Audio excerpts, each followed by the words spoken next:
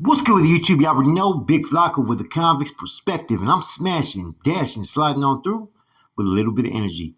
Please hit the like, subscribe, comment, do all those things to help support this channel, and hit that bell notification for future fire content. Now, as you can tell, enclosed are the filters that were going out from the General Advocate's office, right? This was occurring around 2021, right before they got indicted, and it pretty much covers a lot of things from the Tibbs hit all the way down to the situation with an individual named Spankio from Salas being hit out there in the streets, as well as it talks about numerous violations that the General Advocate's Office is claiming that Tibbs was confirming and corroborating. Okay, so I'm going to break it down for you guys after I read it. For now, I'm going to read it real quick, but this is a filter from around 2021, and it kind of shows you what Conejo, James Perez, right, from Sacra, what his intentions were and what he was trying to push and the narrative he was trying to push. So here he goes. Now it's addressed to all C's and N's in Califas, Mexico, feds from the office of the GAO. Now, for those of you guys that don't know what the GAO office is, that's the General Advocate's Office. Their responsibilities are to oversee all complaints and investigations that have been submitted against C's, as well as they are also in charge of some parts of the money as well. Now, here's how it goes. Saludos. I come before you all to address recent incidents and the unfortunate direction we must take. The C's and the feds have recently hit two carnales that agreed with the GC on jurisdiction. These C's were hit for no other reason than having the nerve to question Corny, Skip, and Pinky right to lead and failure to answer for their crimes against the O. Spankio de Salas and his wife were shot repeatedly by ends with ties to C's and the feds, and for no other reason than practicing responsive obedience to his authority in charge. Then we received word that one of our most honorable members, Tibbs de Sano, had been hit for daring to admit that he, along with Corny, Pinky, and Skip, had made mistakes, spent old money like it was their personal piggy bank, and for demoting and hitting C's without a two-thirds majority. Tibbs acknowledged that the complaint is legit against them, and the only reason Tibbs, Cuete, and Tex were not also mentioned was because they had already been demoted for their actions. Corny, Skip, Pinky, and their supporters will now go down in our history as no better than Bobo and his cronies. We have been trying to mend what they broke through their actions, but it has become clear they have placed themselves above our sacred Bible. The move on Tibbs was a disgrace, and any scene the feds who approves or justifies it is no better than those they follow. The C's and the feds are not aware of all the politicking and degenerate acts Corny and Skip have done to basically proclaim themselves the new Bible and Death Row Joe. The complaint was suppressed to bring this to light, but they act like their rank or status prohibits them from being brought to justice or answering a righteous complaint. UC's question Tibbs, one of our sharpest and well-versed C's on our sacred Bible, who knew what those other C's have done. We no longer will acknowledge the following C's as honorable members: Corny de Woodland, Skip de Sanjo, Pinky de Rancho Cucamonga, Powder de Salas, Cuete de TC, Bubba de Salas, and Spankio de Watson. Just like when those honorable C's took our Familia back from Bobo and his cronies, we do the same. While no one can take away the sacrifices Corny, Skip, and Pinky have made, their crimes are greater. No one is above the O. Absolute power corrupts, and these C's, through their actions with Tibbs, have proven they lost their way. We have been patient in our hopes we can reunite our fellow carnales in the feds under our sacred Bible. Not parts the feds choose to follow, but the entire Bible. Anyone from this day forward pushing Corny and his cronies' agenda will forever go down on the wrong side of history.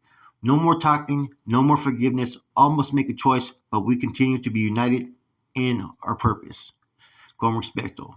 Now, first and foremost, right, the way that this is presented, they're presenting like all the laws have been followed and whatnot, right? This is the problem with this is that this comes through Conejo, General Advocate's Office, and he was never supposed to hold no position for his acts and having certain NF members fucking hit and being involved in some of those fucking issues that was going on way back when. So it's kind of hard to take anything he has to say because everything that he's done has been to fucking either promote his agenda or to cover his tracks. Every fucking seat that's been touched in the state, right, has all been attributed to his hand and his role in it. These are facts. Now, he mentions in the filter federal seats, right, which he's already bringing that separation. Instead of saying the carnals and the feds, you know what I mean? It just shows that whatever comes from the feds, they're going to resist. See, first of all, the issue that was going on in regard to fucking Tibbs, right? There's a lot more to it than people understand. He was already involving himself in Nation of Islam, right? A radical type of religion. Okay, his mente was starting to deteriorate. You know, there was tasked with three members to investigate and probe into this that were basically neutral members. And the outcome was they submitted the reports, and whatever happened from there happened from there. Okay. It's kind of hard for these guys to bring forth the Bible and try to justify their actions when they were up there and they created their own fucking messa without even having a vote. They didn't even fucking have, any of those that had any established regiments or authority or were in reserve positions. There was really nobody that could really hold a vote. Those that were fucking basically in Rita and so forth in Oakland for a while, they had made decisions. They had made votes. They had made modifications and so forth, right? That were necessary while they were being housed there. Like I told you guys what happened. These guys basically created a mess up because there was no communication. And then when communication was attempted, they tried to deflect it and ignore it because they didn't want to relinquish the positions that they had and the luxuries that they were receiving. That's all there is to it. The one thing that I found kind of interesting is it says Tibbs, Quete, and Tex were already demoted. So they're saying that Tibbs was already demoted. I'm not aware of what happened or what charges were filed against him, but that's kind of interesting there. You know what I'm saying? Was he demoted or was this something that they added to their complaint? I thought, if anything, maybe he retired based upon his age and his health at that time. Now, as far as the Spankio situation, right?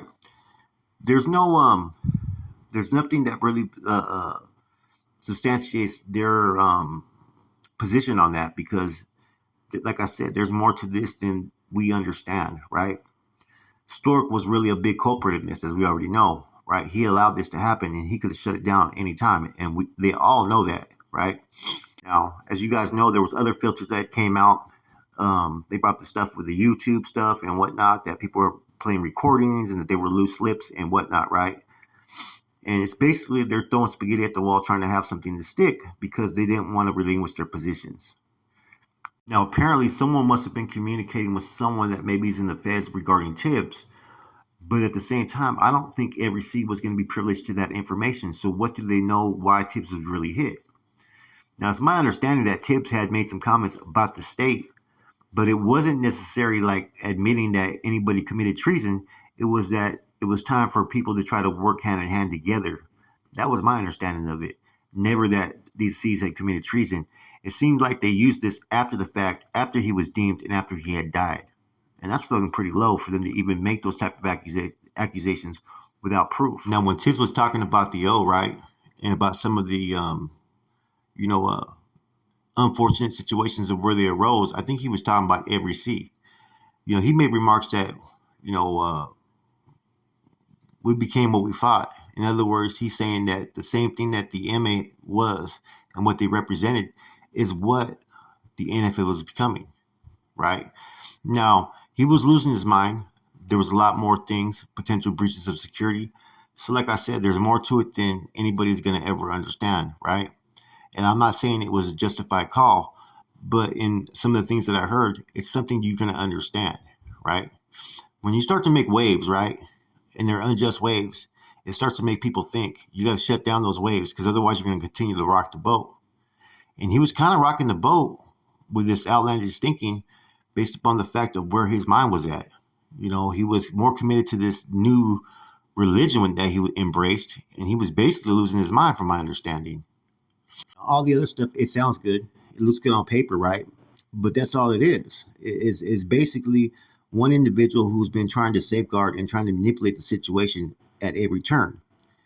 Like he had already suffered pretty much, being demoted and not to hold a position ever within the organization again, based upon his actions. And I know some other actions that he has made. Conejo did at that time. You know, he crossed up Carlitos unjustly, tried to have Carlitos fucking hit, gave individuals the authority that if Carlitos or Wino at that time, right? You know, you have a Cat 3 and you have a Cat 2 at that time that were over there in Corcoran. A lot of the information that was being put out there was false information, but Conejo didn't care. It all came down to that Conejo wanted more manpower on the streets that were coming out of Corcoran to report under him to fucking generate more money. That's what it all came down to. But at that time, Conejo was already going through, like I said, sanctions as far as his authority. He had got demoted in the process. He's lucky that they didn't have him hit because it was requested at that time for Conejo to be fucking expelled from the organization for jeopardizing the NF members' life, you know? The only federal C that I could see giving information at all, right, to any of the state C's at that time would potentially maybe have been fucking, what's his name, Bubbles. But even that's a long shot. And what information would he have known? They knew he was already the first one coming into the feds that was sent out there to work under the state's fucking authority and jurisdiction, okay? So I don't see them giving him any information or anybody information in regards to Tibbs explaining why it had to happen. That's not how the O operates. It just gets dealt with. And those that need to know. What this basically looks like to me is basically a smear campaign against any of those that were questioning what was going on in the state, and any of those that was basically taking care of business for the generals that were in the feds. It was like, hey, a smear campaign to get everybody to pretty much question their authority, their jurisdiction, to pretty much shut them down. Now, we'll see where the O currently is in the state of California prison system based upon these individuals' decisions. They're not in a good position. So these guys have never really cared about the best interests of the O or any fucking Norteños or Northerners that fucking push that line and make those sacrifices. They've only been worried about their own fucking pockets. Period. Anyway, shortly thereafter, as you guys already know, Conejo and them got indicted. But this was right around that time when the true filter and certain filters were going out. You had filters coming from both sides that were hitting the streets, and people were basically campaigning. You know, since then things have changed. You know, there's more of a individuals on that same page, and I think Conejo and fucking DC and Chuco are gonna have to answer for a lot of shit when they eventually get up to the feds, man. With that said, this is your boy Flacco, Converse Perspective. I'm gone.